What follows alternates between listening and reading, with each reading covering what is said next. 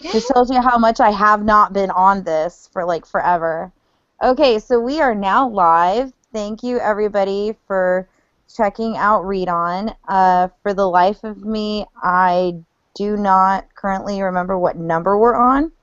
So we're just going to start out at number 1 because this is the first one for 2015. Today we have, I'm going to I'm going to butcher your last name probably. Is it Mara? Yes. Mara Valderman? Valderran? Valderran. Valderran, okay. And Sherry Ficklin, of course, and I love Return. Return authors are awesome. Even now, the one of you and what is Tyler? his name? Yeah, that one still has the best views, and it's up there with Jennifer Almentrout when she came on. That's Best funny. viewing that I've ever had. So for today, I'm like one-handed on here because I've got my little laptop because my bookshelves changed. I moved them, so I can't use the desktop. So I'm sitting in a chair with this sitting on my lap. So I've got 2 copies signed ARCs of Queen of Someday, and then I have 1 copy or 2 copy each of Heirs of War, Crown of Flame, and that's book 2, and Heirs of War, book 1, and these are both signed as well, or all 4 of them are signed. Sorry. Whew. And let's see, we will start with Amara, and you can just tell us a little bit about yourself and your new book that's coming out. Okay, well, I'm Mara Valderran, like you said, and I am a fantasy and sci-fi writer. I self-publish, and I also write for Curiosity Quills Press. The Heirs of War series, the second book, Heirs of War, Crown of Flames, just came out last October, and I'm getting ready to start on the third, and it's a 5-book series. And Alter of Reality is the first book in a trilogy called the Shifted Realities series, and it actually just came out a week and a half ago, and it is about a young girl who is torn between 2 different realities. She switches between them when she has seizures, so it's a game of what's real and what's not.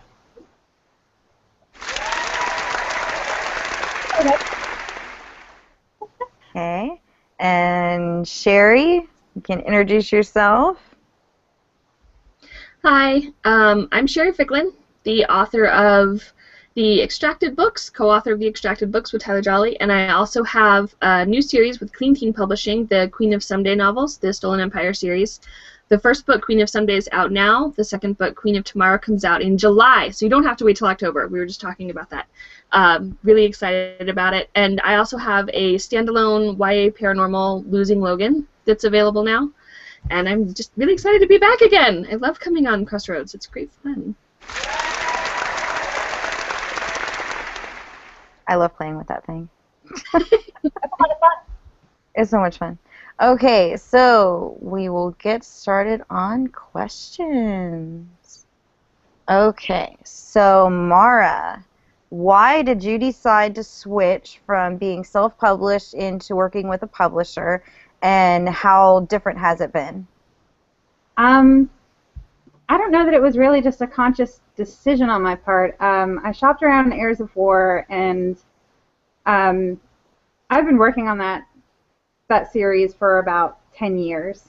So it's very close to my heart, and so with publishing, you get a lot of feedback of, oh, well, if you change this and if you rewrite it from these perspectives, make it more YA friendly, that kind of thing, then it'll be fine. But I was not really willing to make those changes, and so I was like, screw it, I'm just going to do it myself.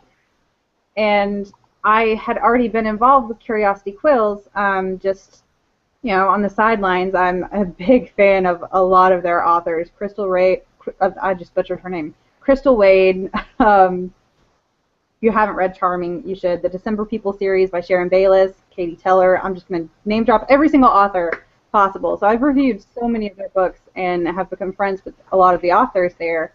And James Wymore saw me tweet about shopping around Alter of Reality and was like, no, you will be sending that to me.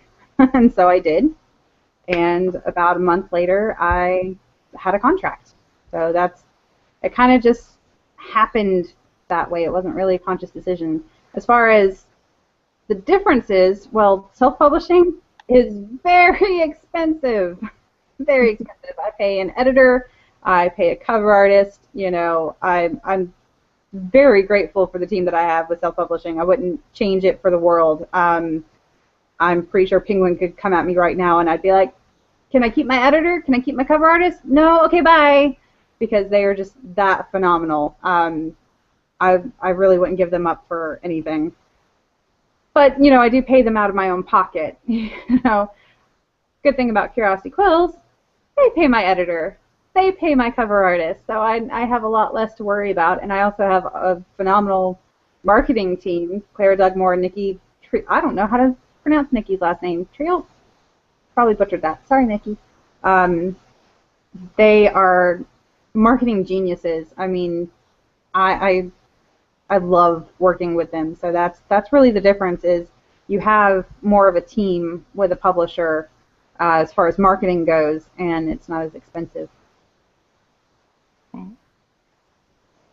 Next question is, how did you get interested in writing for YA? Who, me? Yeah, we'll just start with, since you're on here, we'll just start with you. Oh, okay. I still see you, so I was like, I don't know who you're talking to. I don't know. I mean, the teen years they're really fun and really, really rich with stories because there's so many changes that are going on. That's why I like writing new adult too, because the teenage years and the college years, that transition from being a child to a teenager, just on the cusp of adult, and teenager to adult. I find all those transitions very fascinating, and I think that's why I write for them. And Sherry?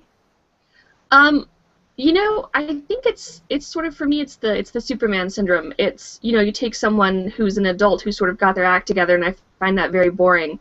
I'd much rather hear about, Smallville Clark Kent when he's struggling and growing and finding himself, and so that's always drawn me character-wise. And so I think that was a natural progression into the books, is that I just always preferred telling the stories from the perspective of someone that's not only experiencing a lot of things for the first time, but still has a really open mind about the possibilities in the world, especially when you're dealing with paranormal things. It's a joke that, as an adult, you see a burning bush talking to you and you put the fire out. But as a kid, you have, a sense of wonder as a young adult and a teenager that you're more willing to just sort of leap into those situations and accept it. So I think that's, for me, was why I prefer YA over adult. Okay. The next question is, what is a typical writing day for you? Sherry? Who are we going to? Sherry? Oh, okay. I try to be really scheduled. I really suck at it. There's a lot of things I suck at, and being organized is really one of them. Generally, I drop my kids off for school about 9 a.m.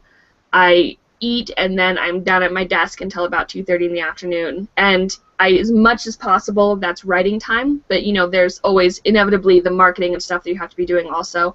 I try to write for at least 3 to 4 hours a day, Monday through Friday. I try and reserve the weekends as much as I can just for my family, and by the time my kids are getting home from school at 4 or 5 in the afternoon, that's really the time that I have to stop and take with them. I'm really fortunate that I can work on my books during the day. I know a lot of my author friends don't get to do that, so I really sort of cherish that time that I'm able to just be alone and just focus on my writing completely. And Mara?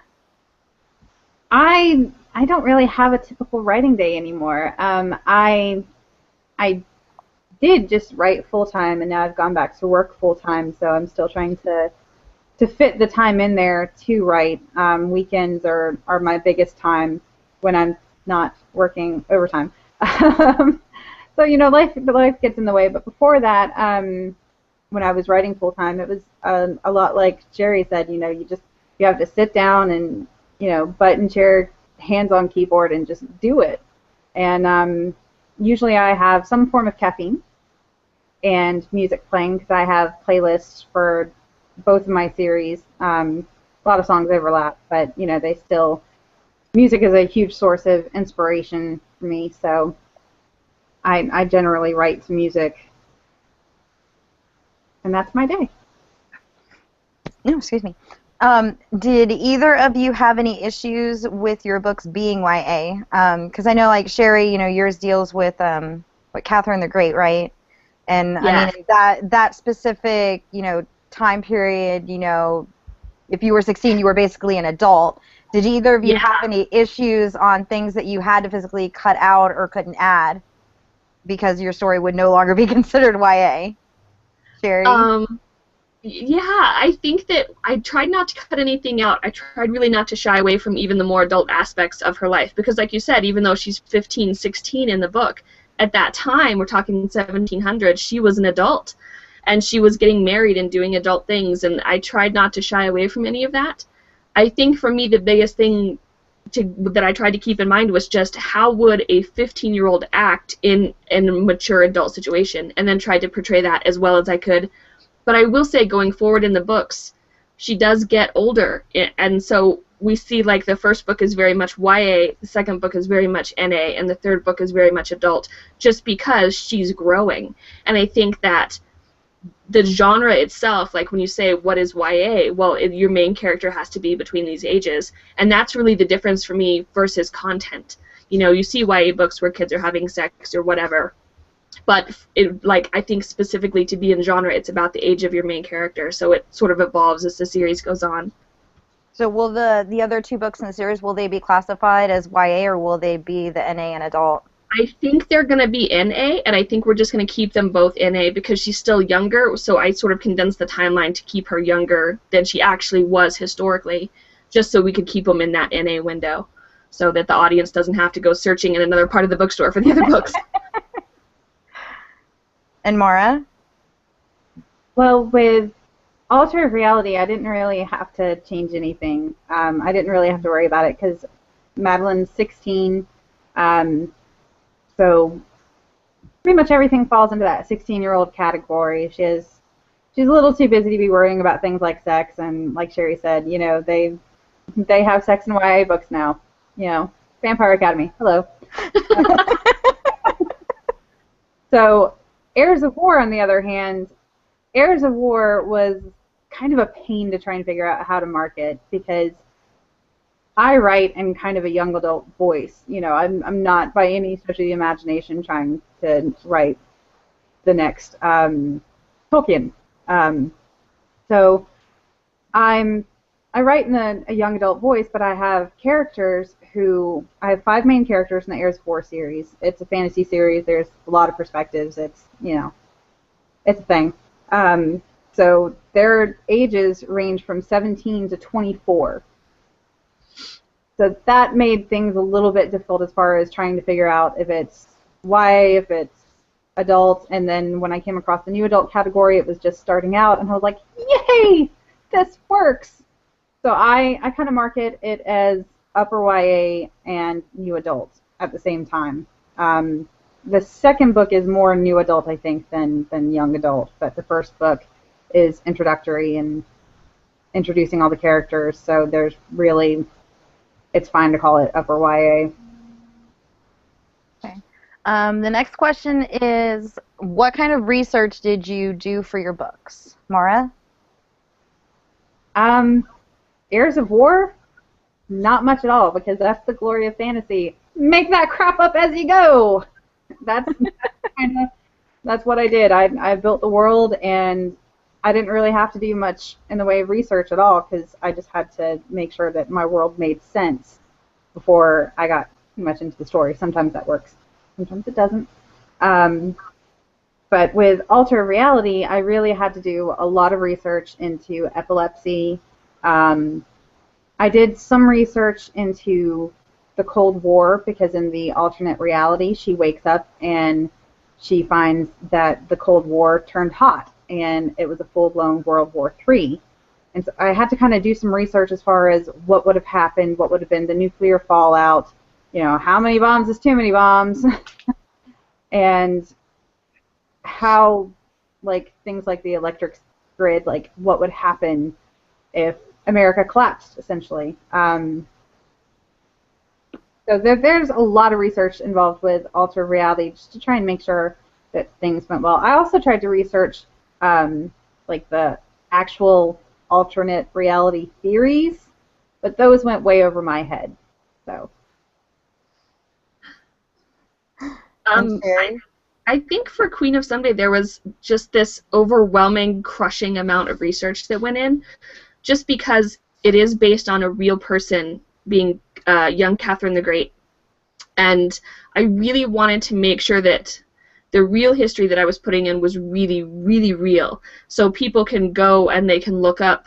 Like, one of the big things I get is, well, I hated her mom.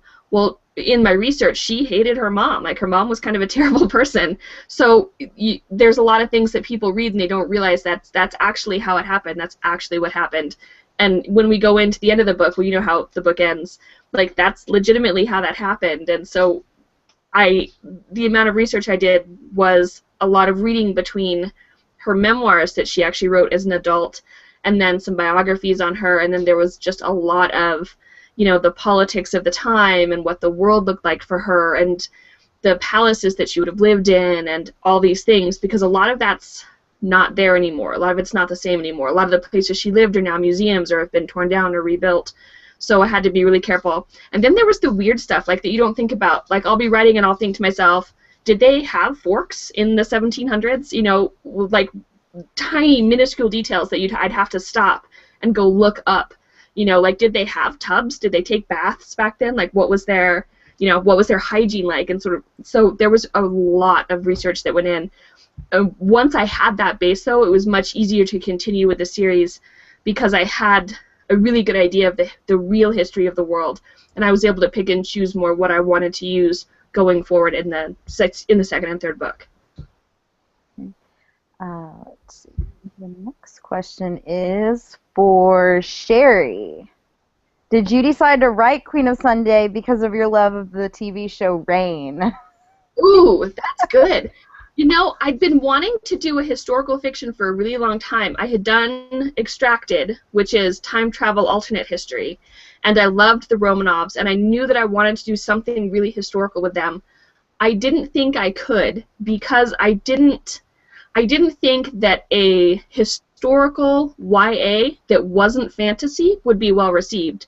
When you look at the historical YA that's on the shelves, it's all Graceling, and it's all, things that they're not actually based on historical people. They're either fantasies or they're like the Selection series. So there was nothing that was out there that was really like what I wanted to write.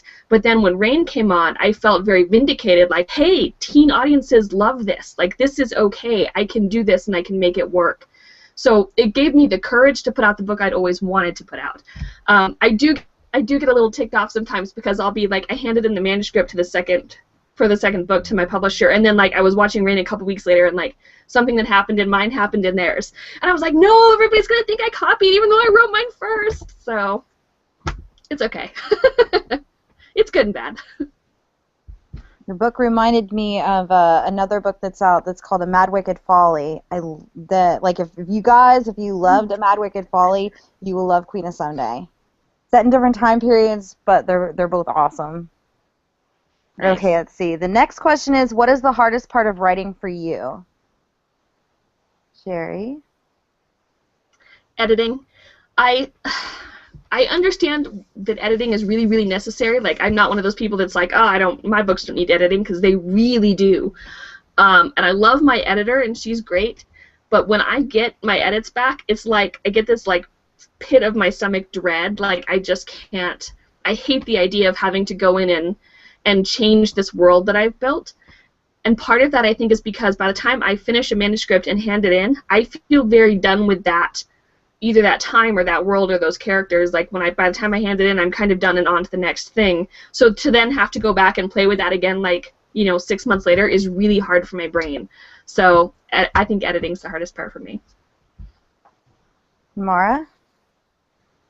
Similar. I'd say the polishing before I send it to my editor, because my editor is very much so my teacher.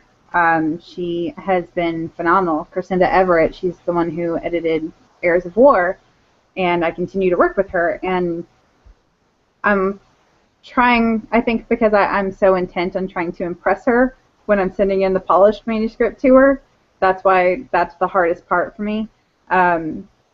Getting her edits back is, she's hilarious. So usually she leaves comments that have me like in tears. I'm laughing so hard. So that part is that part I find a little bit easier than just on my own trying to edit. Well, Jan says hi. Hi, Jan! I'm so glad you're here. She's actually not. It's her. What is it? Her brother-in-law's birthday, so she's out of town. But I guess she's gonna send me some questions. Party hard, Jan. Let's see. Oh, the next question is, what do you think is the best thing about being an author? Mara? I would, first of all, interacting with readers like Jan, who is phenomenal and who always makes me smile. You know, that makes it so worthwhile. But also getting to play with so many different characters, because you're getting to delve into the minds of so many different kinds of people, and you're getting to experience so much firsthand, you know, because these things are happening like in your head. You know, it sounds kind of crazy, but maybe it is a little bit. But you know what? We channel our crazy, so it's all good. That's my favorite part, is just getting to experience so much through different sets of eyes. Sherry? Oh, that's such a good answer. I feel so shallow after that. I think my favorite part is just being able to travel and go and do like the book events. Like we did Utopia last year, and I just got to meet so many cool people, and I had so much fun. And I do Denver Comic Con every year with the Extracted series, and that's just been a blast. And I got to touch John Barrowman's butt. So I know, that's what I said. Best thing ever. It's just been, I love going and meeting new people and meeting fans and other authors, and I'm not gonna lie, the free books don't hurt my feelings. I get a lot of free books from other authors. So, you know, can you review this? I'm like, yeah, send it over. So that doesn't hurt my feelings either. Yeah, I don't have to pay for books a lot. I like that. It's nice.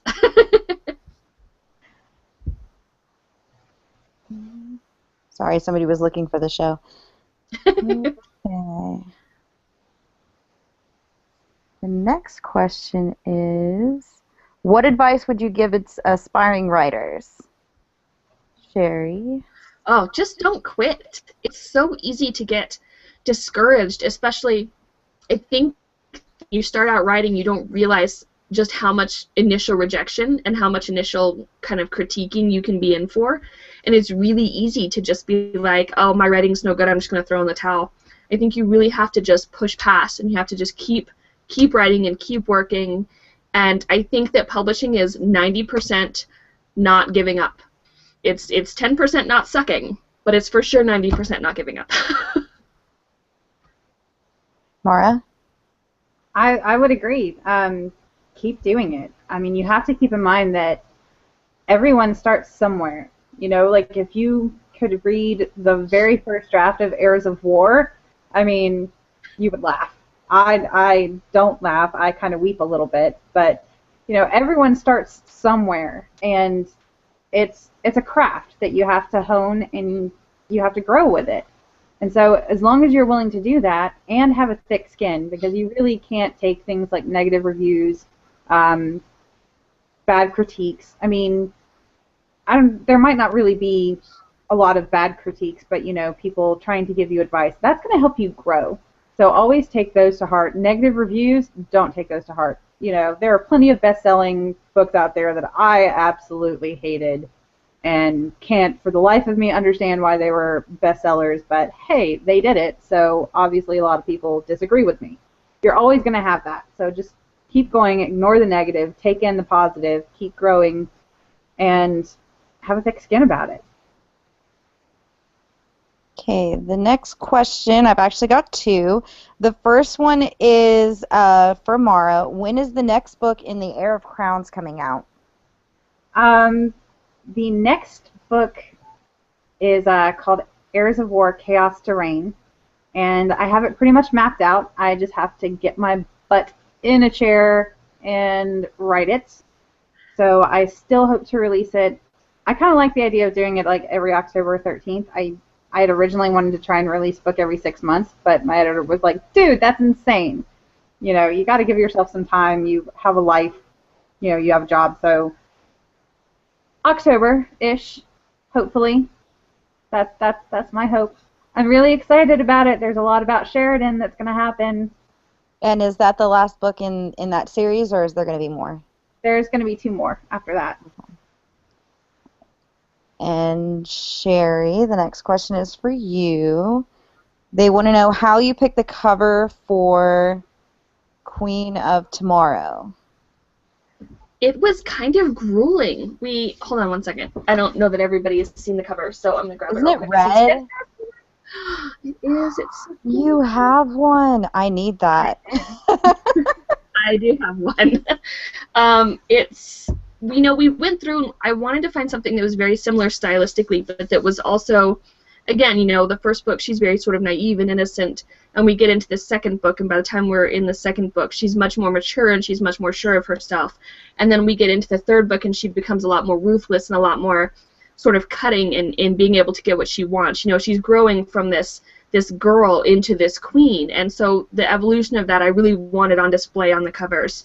I wish I could take credit. The photographer was fantastic, and the cover was designed by Strong Image Editing, who does all the covers, most of the covers, I think, for Clean Teen. I think they actually work with a couple of people. So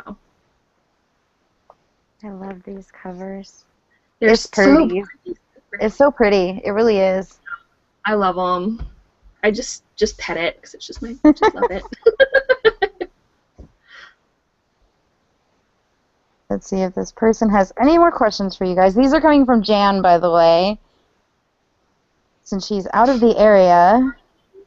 Jan's so awesome. And just has her poor phone, so she can't watch. Okay, so the next question is on my gigantic phone.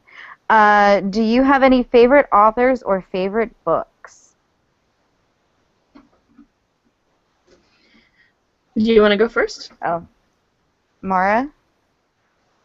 I am a book addict, so I have too many to name. I'm lucky enough to be friends with a lot of my favorite authors now, so it doesn't really get awkward if you're fangirling over them. I did a book signing with Lisa Collicutt, Katie Hampstead, and Sharon Bayless in Las Vegas last year, and it was a lot of fun because I had read all of their books. So whenever people came to the table, I was like, "This is why you love this one. This is why you love that one," because I'm a huge fan of all of theirs.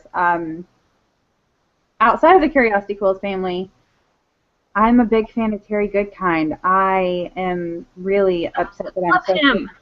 I know. I didn't know that he was going to finish the Sword of Truth series. I thought that was it with, what was it, Confessor, I think, and now I found out. And then we have a whole other series. No, I'm flipping out because I haven't read them yet. I need a TARDIS so I can jump in it and get all my reading done and then pop back out and go back about life. I need to read those too. I have them. They're an e-copy. I have them. I've seen the series. They're so good. They are Terry so Goodkind's amazing. I love the Sword of Truth series. I was bummed out that the TV show wasn't better than it was. No, I started watching the TV show before I started reading the books, so I actually wasn't that disappointed. But once I got through the books, I'm looking back at the show going, "What? You should have just used the characters." I mean, I still picture Bridget Regan as Kaylin, so I think she made Kaylin, but. Yeah, my 10-year-old is having that problem right now. She's devouring the Harry Potter series, and she's like, this wasn't in the movie, and she's all upset now. That's awesome. Okay. Let's see. Okay. Yeah, I love Lila Felix. I love Lila Felix, too, right now. She just did Dethroning Crown. It was one of my favorites. So she's my current, I'm just devouring everything she writes right now. Okay. The next question is for Sherry. Are you doing a tour for Queen of Tomorrow? I am. We're starting off with Colorado and Utah stuff at some of the Barnes & Nobles. I'm also going to be at Utopia in Nashville. I'm going to be at BEA in New York City. Sorry, Uh, Yay. so Pack me excited. with, I'm take going to me be at with YA you. events. I'm going to be, yeah, so we're doing a lot of stops, sort of local, and then just a handful sort of national stops. So it's going to be a lot of fun. So We're are going you to going have to copies of Queen of Tomorrow. Washington? Are you going to Washington and are you going to Florida? Washington and Florida. I don't have anything scheduled in Washington or Florida, so call me if you want me there, and we'll talk. Let's see.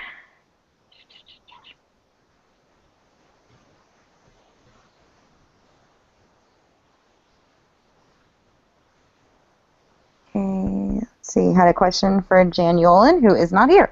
Okay, so the next question is how long did it take you to write your books, Sherry? Queen of Someday, the first one, took about 3 months, which is about as long as it ever takes me to write a book. Generally, especially if I'm doing something more contemporary like Losing Logan, it takes about a month. Queen of Tomorrow took 2 months. Queen of Always is going to be on schedule to be finished in 2 months. And The Extracted took a little bit longer because it is co-written, so I think that one was a 3-month too. Generally, it takes between a month and 3 months to finish a book, so depends on how much world building and craziness I have to do to make it happen. That's fast. I've heard anywhere from, I think that's the lowest. I think that's the people lowest that I've heard. When you write 6 hours a day, that's not that fast. I think when I had Ilsa Bick on, she had wrote Ashes, which, I mean, that's like a 400-page book. She had wrote it in, and I think she said 2 or 3 months. And I was like, that's insane. Yeah. Well, when you write full-time, you can get away with that. My God. And Mara? It really depends on the amount of world building. Heirs of War has multiple character perspectives and a lot of world building involved. So when I was writing full time, generally about 2 months for that. And I actually wrote Alter Reality for NaNoWriMo. So I finished the first draft of that and was done with it by the end of November. Nice. Why is, like, when you do first-person narrative, I just find it a lot easier to write than third-person limited. Because you're only in one character's head, and what they see, you see, and it's a lot easier than multiple perspectives. I agree. Hey, Sherry, they want to know if you're going to be doing a online tour for Queen of Tomorrow. We are. We're actually doing tour. We're doing a pre-release tour with Juniper Grove Book Solutions, and then I'm doing a post-release tour just on my own because we never seem to be able to hit enough blogs all at once, so we kind of break it up into the 2 tours. So we are going to be doing that, and you can find more information on that usually over on my Facebook page. I'll have some sign-ups going on. So, but right now we're just getting ready to start the tour I actually have like 5 books coming out in the next 6 months, so I have just a ton of I have constant tours going on from now until July. So we're just about to start the Prodigal and Riven tour, which is going to be a lot of fun. 5 books in the next 6 months, I'm officially intimidated.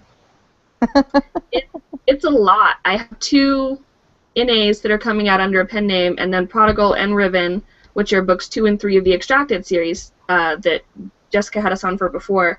And then the I like the new covers. Aren't they pretty? They did a special edition flip book for Amazon. So if you order the print from Amazon, it's book 1 in the front and book 2 in the back, and you flip it to read it. It's like one of the old school science fiction flip books, which was just so much fun. Sample books that are like that I found at Books A Million, where it has like the first 7 chapters of one book, and then if you flip it the other way, then it's a different one. That's really neat. It's the whole first book and the whole second book all in one. That's cool. I like that. It's going to be fun. Okay, the next question is, what do you like to do when you're not writing? Mara? Read. Watch. I love karaoke. I am a karaoke addict who's going through severe withdrawals right now because I haven't had the time to actually go out and do any of it. And it sounds silly, and it's in my bio, but yes, I still love roller skating. I absolutely love it. Nothing makes me feel more like a kid than getting on some skates and wheeling around. That's awesome. Sherry? You know, I went roller skating for the first time in like 15 years a couple weeks ago, and I almost died. I almost killed myself. I did that. God, I haven't been skating since probably the now 4-year-old. I think before she was even born, and a friend had a birthday party, and it was at the skate thing. And I'm like, I'm going to fall on my ass. How hard it would be. Like, I thought it'd be like riding a bike, but it was not. It was like falling off a bike repeatedly is what it was like. Yeah, no, it doesn't. It didn't help that, you know, the last time I was skating, God, I think I was still like in the 150 mark for how much I weighed, and now I'm like 237 pounds. That's a lot different. You have more to push you in momentum as you're skating around in a circle. You don't just stop. Yeah, I'm not a big sportsy girl. So generally, if I'm not riding, which is very, very rarely, I'm either like gardening, like I have chickens and I have a big garden, or I'm crafting. I love like building things. I love playing with fire and metal and just anything nerdy, like movies, TV, pop culture, comic book conventions. That's where you can usually find me. So. And you have a weekly show too, right? You have the radio show? I do have a radio show. Yeah, we do. It's Poplit Divas over on Blog Talk Radio, and we do that every Monday. And we just talk about, you know, nerdy stuff, comic books, video games, TV shows, whatever our current obsessions are. I fangirl so hard. Sometimes I pull my back out, especially like, you know, when you're thinking like The Who or The Walking Dead or kind of anything in those genres. So. Doctor Who. You have to send me a link for that. I'm a total fangirl. So, yes. Yeah, you can like toss the link on like the main page or over on YouTube or you know, whatever, so people can find it. Okay, let's see. The next question is, I was waiting for something like this to come up. Will either of you be watching the 50 Shades of Grey movie?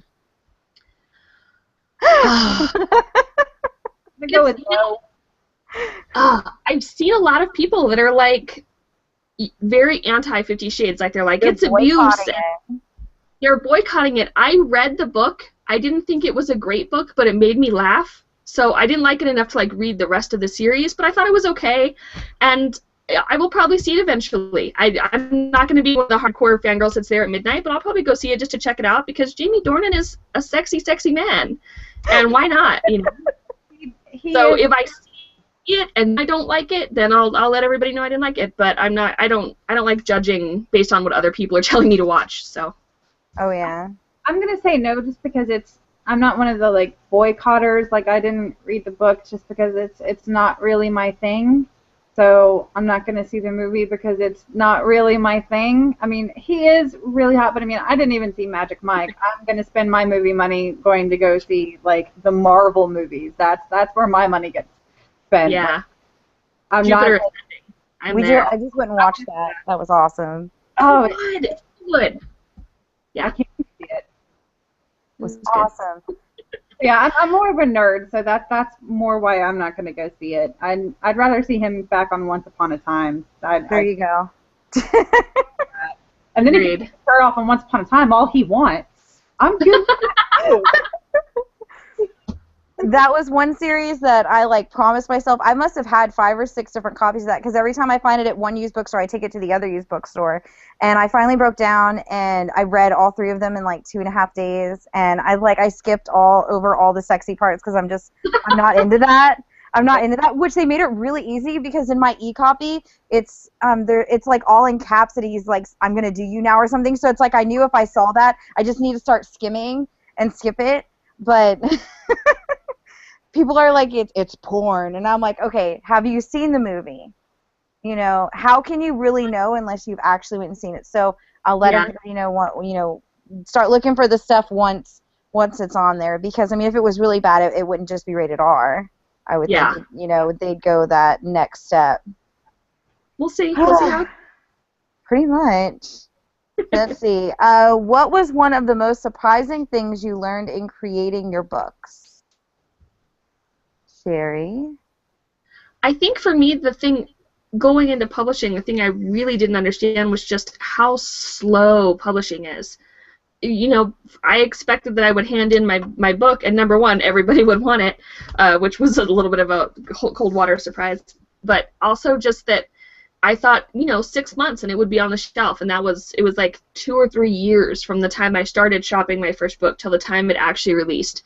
And I think that it's just I'm not a patient person anyway, so it was really hard for me to sort of get into this mindset of, okay, if I write a book this year, I might see it on shelves a year to a year and a half from now.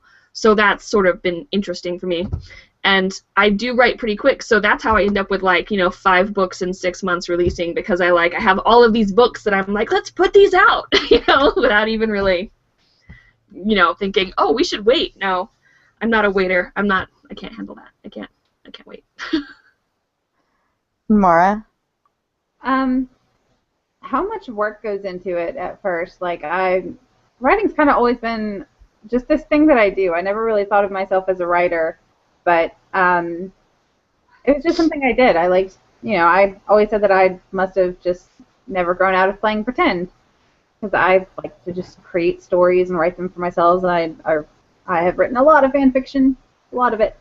Stargate, I love Stargate. Stargate. I love Stargate. I love fanfiction. Stargate's awesome. I wrote under like a different pen name for my fan fiction, but that was before I created the Mara Valderran pen name. After getting into publishing, like now, what surprises me the most, I'd say, is my characters. Because, dude, I will plan things out, and I'll be like, this is gonna happen, this is gonna happen, this is gonna happen, and then I'll be writing, and it's like, oh no, that's gonna happen. And, you know, it's just the way that my characters take me, the way that they end up having this life of their own. Because when I first started out, I was like, no, this is how things are gonna go. I'm in charge of my characters.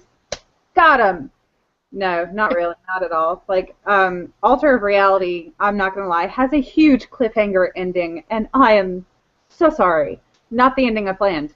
Not it. I totally planned on just having it kind of dwindle a little bit, leave it a little open for the sequel, because I knew I wanted it to be a series, and then this just big thing happened at the end, and I didn't even realize it was going to happen until I was like 3 paragraphs ahead, and was like, oh, holy crap. Oh, people are going to hate me. I hate me. So so now it's the characters and how the story can just take on a life of its own, you know. I think I'm gonna wait until the next book is out to read that. These cliffhangers they're seriously gonna kill me. You want a really, really bad cliffhanger that you will just like want to stab yourself in the eye. Read Storm Siren. Oh, Storm yeah? Siren. That thing had such a cliffhanger on it that I was just like, no! I think the review tour for Alter of Reality, Curiosity Quills has, and that's like the biggest thing that people keep saying, is that they just kept pressing their Kindles going, no, this can't be it, this can't be it. And I'm like, yeah. It's like there has to be more somewhere. But that's where it ended. That's just where it took me. Yeah. So I hate cliffhangers, which is why it's so funny that I end up writing them, because book 2 of Heirs of War has a little bit of a cliffhanger too. It's not near as bad as Alter of Reality, but it's something to bring people back, I think. So I hate cliffhangers, and yet I always end up writing them somehow. I'm sorry. Okay, the next question is for Sherry. What is that little statue that's behind you by your candle back there? Who is that? This is Spike from Buffy the Vampire Slayer. I met him! That is adorable. We have those coming from Disney Rewards. My daughter's picked it out, and they're like 1.5 inch, and they're of course it's Elsa, Anna, and Olaf. Nice. And they're like this is my Spike. My friend got him for me, and he's fantastic. That is cute. He stalks me while I write. I'd be good with that. I'm surrounded by nerdy stuff. You guys have no idea. That's fine. I'm like surrounded by books. The first thing I see when I go to bed, the first thing I see when I wake up is this behind me. The next question is, it moved. When naming your characters, do you give any thought to their actual meaning? Mara? with Heirs of War, I think I probably spent a good year naming those people. Now, not so much. Not so much. With Alter of Reality, I have this character, Austin Jeffries, and how I came up with his name is I got on Facebook and I said, hey, I have a dude that I need to name. Who wants to help out? And people said Austin, and people said Jeffries. I was like, Austin Jeffries it is. Ding, done. I've seen a lot of people do that. Yeah, so now I don't, sometimes the name just comes to me, but I don't really look for meanings. Like the girls in Heirs of War, each of their names has something to do with the element that they represent.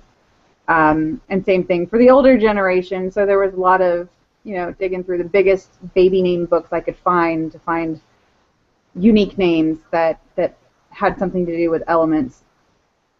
But now it's just whatever Facebook tells me. My biggest issue with names is whether or not if I can pronounce them and pronounce them correctly. Yeah, Heirs of War, there's a couple that are hard. For the record, it is Azoria. Izzy Azoria. That's the biggest one that people have trouble with. They think it's like Izoria, and there's nothing like Hollywood saying the name in your head and then finding out like years later, oh wow, I've been saying that wrong. Yeah. And Sherry? For Queen of Someday, it wasn't as big an issue just because everybody is really based on real people. So I just used either their real names or a slight variation on their real names. But I did have to change some, because there was Catherine, and then all of her ladies in waiting were also named Catherine. So it was Catherine and the four Catherines. Oh my God. I had to play with it a little bit. So we changed a little bit of it up. But generally, if I'm doing, in Losing Logan, when I was, naming particularly, the side characters and the friends and stuff that don't get a lot of screen time, I just went to the phone book. And, that's the only reason I even get phone books anymore. Nobody uses phone books, but I use them to name characters. I'll just open it up and I'm like, there we go, right? That's great. So that's a brilliant idea. That is awesome. Millions of names at my fingertips. I like that. It's good. It's good. And when I'm trying to do a sci-fi fantasy and I need something a little more crazy, I'll just go to my friend June and she always helps me out. So my children are outside picking up all the twigs and branches and stuff. So my 10-year-old's looking in the window and I'm like, hi. It's kind of creepy. Okay, the next question is for Sherry and it's from One Guy's Guide to Goodreads. And it is, I have a question for Sherry. Sherry, you've clearly put a lot of research into your Stolen Empire series. Can you tell us a little bit more about what your research entailed? And also, hey lady. That's funny. He's on my tour. That's how I know him. He's fun. So I think the biggest part of the research for me was the autobiography that Catherine wrote herself, and then I found a great resource and I keep it here, hold on. This is a book called Catherine the Great by Rob Massey, and it is a biography, and you can probably, I go in and, I highlight, just sections that I want to use, and everything's really dog-eared, and it was a great resource, though, because there was a lot of maps, and there was a lot of images, and there was a lot of stuff. I felt like when I read her autobiography, it was very much her telling her side of the story. So she comes off very saintly, she never did anything wrong and she never made any mistakes. And then we read sort of this biography, and it's a lot different in that I think it's a little bit more honest. I feel like when you're trying to talk yourself up in an autobiography, you're never quite as honest as maybe someone else is as an outside observer. So I wanted to kind of find that middle ground, and that was a really great resource. And then I also went to, there's a website, stpetersburg.com, which is actually a tourism website, and they really helped me with, they send me pictures of the palaces where she lived and videos of, the clothes that she wore and all these great resources. So they were excellent. They were a lot of help. Okay. And as soon as it quits snowing, I'm going to go visit there. The next question is also for you, and well, it was actually one that I posed earlier before we went live about is the Catherine in Queen of Someday the same Catherine from Reign, from the TV show Reign? No. So the Catherine from Reign is Catherine of Aragon, who was French monarchy. Catherine in my book is Catherine the Great from Russia. So Catherine the Great was an empress in Russia, a Tsarina in Russia, in the late 1700s, early 1800s. She was actually born like a really poor German princess. Like, she had a title, but she had no money. She had some family connections on her mother's side, and they sort of leveraged all these connections to try to get her into the royal family of Russia. And basically her options were, you know, try and marry the next Tsar of Russia, or you get to marry your creepy uncle. So it wasn't a tough choice for her, I'd imagine, at that age, especially at 15. So she went to Russia, and she sort of vied for the hand of the heir, who turned out to be a total buttface. Like, is she any connection to like the further down the line the Romanovs with like Anastasia and stuff? Yeah. Okay, so this is like their descendant. She's like their descendant. Yeah. Or I guess ancestor. So the ruler at the time when she gets there is Empress Elizabeth, who is the Romanov heir. So everyone that comes is descending in the Romanov line at that point. So she's sort of like she's the daughter of Peter the Great. So when Sophie comes in, she's sort of adopted into that family. So she's not a Romanov by blood, she's a Romanov by marriage.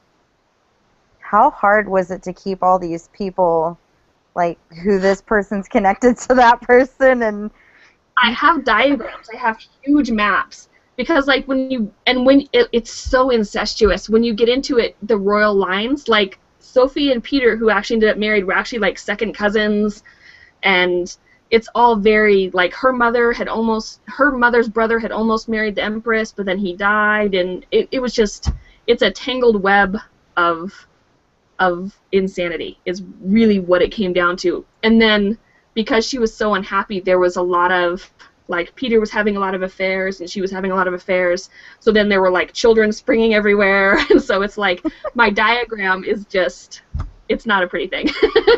that kind of goes into like I'm my own grandpa type thing. It really does. Like, hi, this is your uncle, brother. You know, like, oh. Which was not uncommon. Unfortunately, it was not. Nope. Okay, the next question is, does it bother you when YA writers dumb down their plots? Are there any specific things that you don't believe belong in YA, and what do you think that people can get away with? Mara. What do I think people can get away with? I've seen people get away with a lot in young adult. Because, I mean, the thing is, with young adults, it can deal with a wide variety of issues. You can have a sexually promiscuous character. You can have a character who does drugs, you know, a kid who ends up on the streets. You can have so many really gritty things that actually happen to teenagers. So if you're staying true to what a teenager is and you're covering the gritty parts, then you can probably get away with just about anything. As you probably shouldn't drop the F-bomb a lot. I mean, that's not really something I see in YA, but, you know, that's...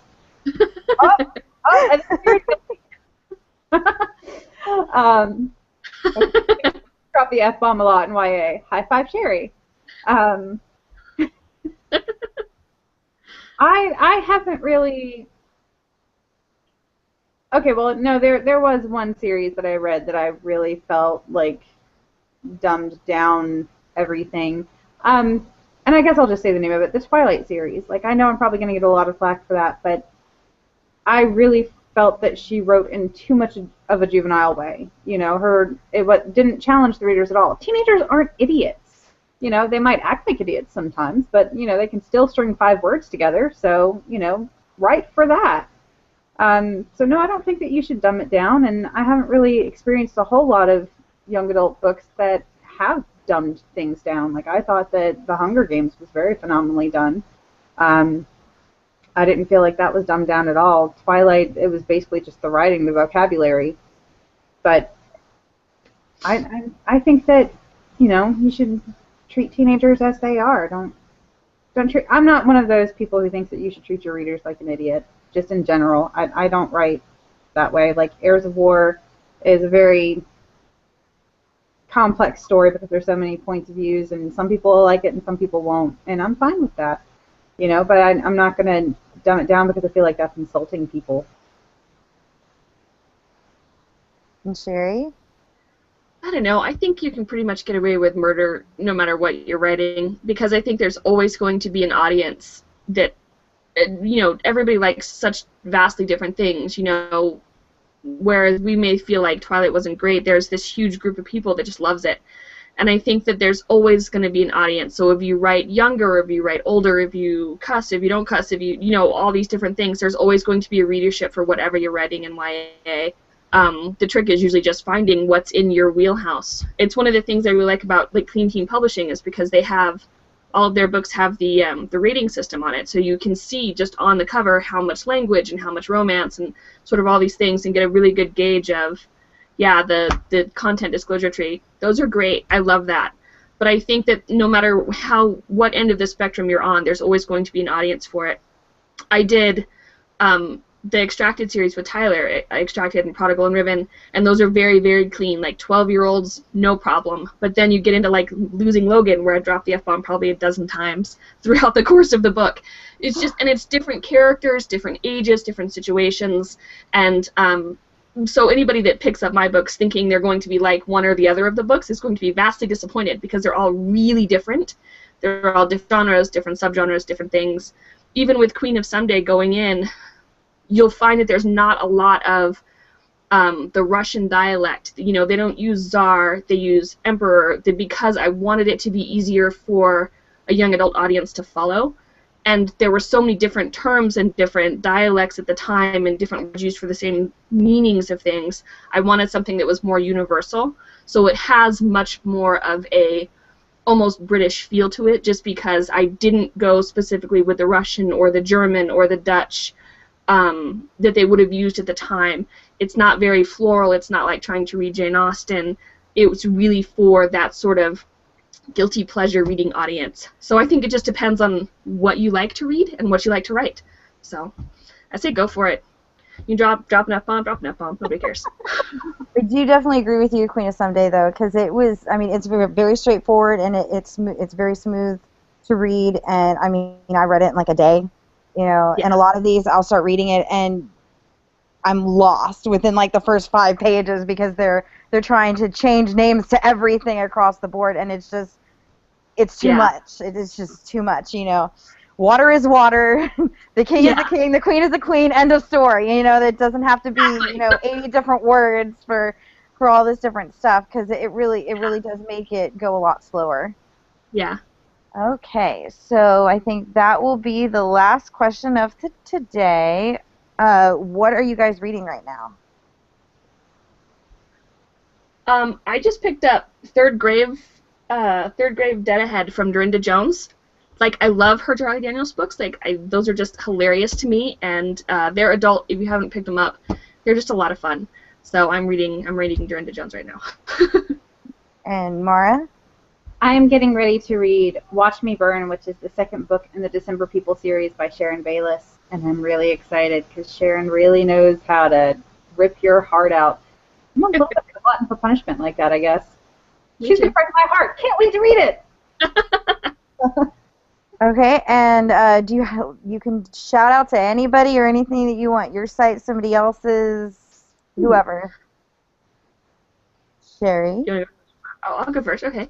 I want to give a big shout out to Clean Team Publishing, who's just fantastic, and they have a ton of great books and a lot of really fun authors. Jennifer Ann Davis and John Messenger and Julie Wetzel and June Stevens is over there now, and they're just a really excellent group of people. I just love them to pieces. And if you guys are curious, you can always check out more info on my website, sherryficklin.com. And when does Queen of Tomorrow releases? Let's see. Queen of Tomorrow releases July 14th of this year, and Prodigal and Riven release May 5th. Ooh, that's 4 days before my birthday. And Mara, your shout out?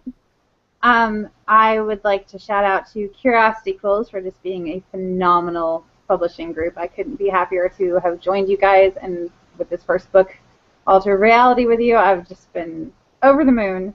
And everyone at New Adult Alley, I'm really glad to be a part of that team and look forward to everything that we have planned for the site this year. And Heirs of War, Chaos Terrain will hopefully be out in October if all goes according to plan. And I'm about halfway through the sequel for Alter of Reality, temporarily called Fractured Minds.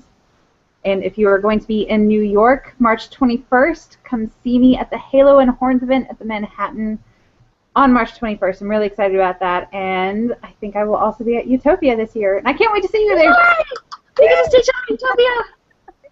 One of you guys just need to, like, pack me up in your suitcase and take me with you. All right, both of you, thank you so much for coming on. If you decide to come back, like Sherry, for, like, Queen of Tomorrow, you know, I won't say no. Absolutely. Again on the 21st. And the 22nd. That's the 22nd. Right, 22nd. I kind of need a calendar. I think that's the 26th. See, now I got to go look it up. No, I was wrong. I swore that it said the 22nd. You're right. It's the 21st. Oh, yay. Okay. So on the 21st will be our starting week of 3 consecutive, I think they're consecutive. I'm going to make sure they're consecutive. Yes, consecutive Curiosity Quill Weeks. February 21st, I see I almost did it again. We are not having 1. We're not having 2. We are having 1, 2, 3, 4, 5, 6, 7, 8, 9 authors coming on at one time. So we will be having Ryan Hill, Elisa Tilton. Okay, it says like her name and then YA author. I was like, what in the world is that? Elise Elmore, Crystal Wade, Vicky Lay, Heather Lynn, Jordan Merrick. I know I'm probably killing half these people's names. Jamie Aries, and of course Maria back on again. That is the Teen Week. The week after that, which is February 28th, we will be having on Matthew Cox, Katie Teller, and Ann M. Noser for the New Adult Week. And then the week after that, March 7th, is for the adults, and that is J.P. Sloan, Randy Atwood, Gustavo Florentine, Matthew Cox again, Sharon Bayless, and James Wymore. So there's so many names on there I want to disagree about, so I'm just going to give all of them one. The December people, that's teen, right? Or is that adult? That's adult. Oh, it's adult. It's kind of in between. I was like, why is she not listed on there? You're following a family, so it's written, I think, in more of an adult voice, but you also do have teenage main characters. And as I understand it, book 2 actually has some focus on the teenagers a lot more, so I'm really excited about that. Well, Curiosity Quills was nice enough. They sent me copies of everything, including some of, I think all of them. If they're coming on for book 2, they also sent me book 1. So I will have a stack of books, like half of the ones up there that you guys can see up here, right there. You can only see the sides. That's all for Curiosity Quills, and so is the big old stack. If I can turn this right there. Get my finger in here somewhere. Where is it at? That first mountain that you can see like the bindings. Most of those are for Curiosity Quills. So this is weird having this as the laptop and I just unplugged this. It's a work in progress. So hope to see everybody here on those dates, and I'm going to get off of here because I'm going to go grab some dinner and try to talk my husband out to going back to Disney tonight. I'm not joking. I mean, we've had Universal passes for the past 4 years, and we would just go every Sunday. We got those Disney passes. We've been to the Animal Kingdom twice. We've been to the Magic Kingdom once. We've been to Epcot twice. The only thing we haven't been to is MGM, which we're going tomorrow. I think I've been there just in the past week, like almost like every other day. It's insane. Nice. Yeah, he's addicted. All right, guys. I will talk to you guys later. Thanks. Thanks for having us. Bye. The giveaways for these books will be up on the last day to enter will be the 13th of this month. So make sure you get your entries, and I will go hunt down the link wherever it happens to be. The Rafflecopter. So make sure you enter.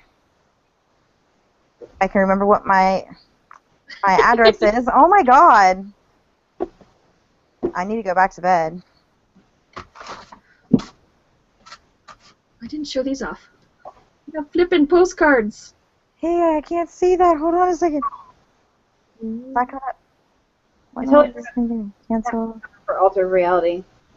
Ah. They're so cute. Ooh. Love these. They're my favorite. Oh, I think I saw those on your Facebook page. Yeah, I'm giving them away over on the Facebook page. Working. If you guys want one, just shoot me an email. Are you still doing? Yes. Okay. Why? That's the 4-year-old. And I'm looking over there. I'm like, why is a naked child walking into the bedroom? Oh, parenting. This is not letting me post.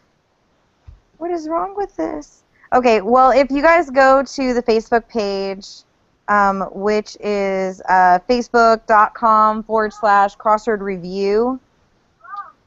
Huh? Can we go outside? No. Why? I am sharing the link over there right now. So you can enter the giveaway because I don't know what's going on with Google Plus. It's weird. Like, I don't see anything. Okay, maybe it's back. It's not letting me type anything. That's so weird. Oh, she went away. She left us. She abandoned us. We've been abandoned. It was nice to meet you. I'll see you at Utopia. I'll see you there. Bye. Wait, bye.